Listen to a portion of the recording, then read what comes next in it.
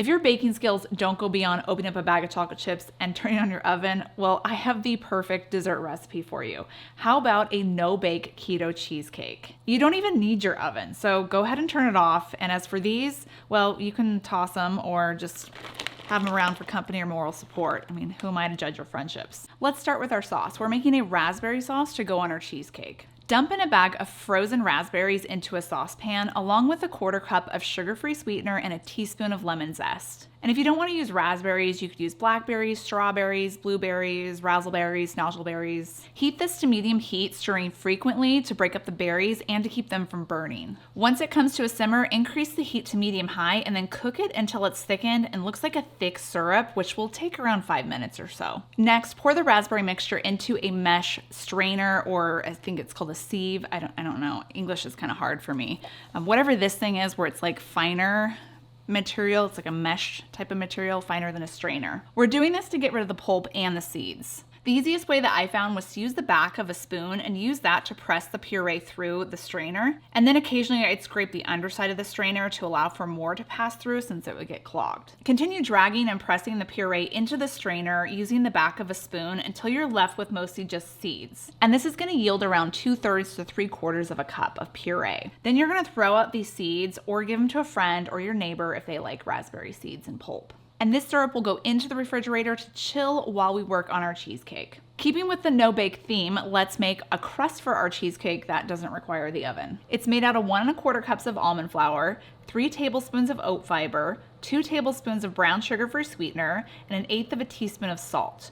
Give that a stir to mix everything together. I'm sure you could use coconut flour or lupin flour instead of the almond flour, but we're using almond flour because this video is sponsored by Element Electrolytes. What does almond flour have to do with electrolytes? Well, almonds are actually a really good source of potassium and magnesium, just like this packet of Element Electrolytes. It has 200 milligrams of potassium and 60 milligrams of magnesium, which is about equivalent to an ounce of almonds. But unless you're getting the salted kind, almonds don't have any sodium in them. But Element Electrolytes does. And sodium is important to make sure you're getting enough of, especially on a low-carb diet, because too low of it can cause headaches, fatigue, and suboptimal performance in the kitchen, also known as sawpit.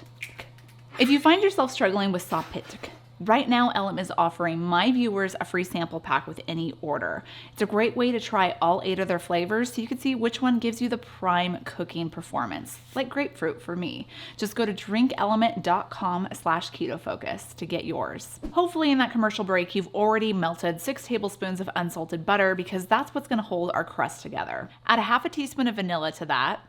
Then pour that into the dry ingredients and mix until it comes together and looks like this. Then pour this into a bottom of a greased springform pan. Looks like this with the little attachy thingy. This is not a spring foam pan, which is what I commonly find myself writing on my website. No wonder so many people are confused. Springform pan. After you've evenly pressed the crumb mixture into the bottom of the pan and up the sides about 1/2 inch to 1 inch, next we're gonna refrigerate this crust while we prepare the filling. New bowl. Add 2 blocks of softened cream cheese, 3/4 of a cup of sugar-free sweetener, and every good cheesecake filling worth eating has a little bit of lemon juice and lemon zest added to it. Don't ask me why, I don't know the science behind it, it's just voodoo magic, that's all it is. Then add a pinch of salt and a teaspoon of vanilla, and mix that on high speed with your electric mixer until it's smooth and fluffy. This will take around 2 or 3 minutes. And unfortunately, you really can't use your medieval blender for this because that would just take too much time and muscle, which I don't have. Then add a 1/2 cup of sour cream. This will help keep our no-bake cheesecake from tasting like a block of cream cheese. Stir that until it's combined. Then next we're gonna pour in a cup of cold, heavy cream while whipping this on low speed until it's combined. Mixing this slowly just helps to keep its airiness. Once that's combined, you can increase the speed to high and then continue to whip and nay until it starts to get thick and fluffy again. After about 5 minutes, it should look just like that. Pour the cream cheese filling into the crust and look at how fluffy that is. It's like a soft pillow. This is so satisfying. Well, let's just watch me spread this while listening to some smooth jazz music.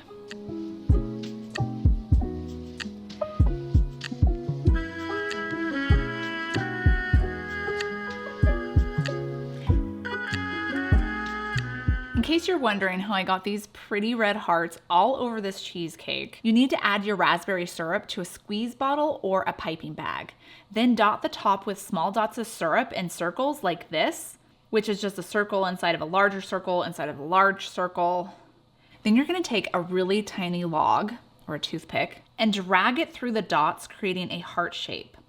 Well, some of these ended up looking like hearts, but some of them do. You can alternate the direction in which you pull the sauce too. It helps to create these mesmerizing design shapes like this. It's like one of those things that you have to stare at and cross-eyed, and all of a sudden you see this 3D image. It's what you can do to your cheesecake. And my center looked a little wonky, so I took some leftover filling from the bowl to create a little heart in the center. That's optional. You don't have to do that unless you mess up.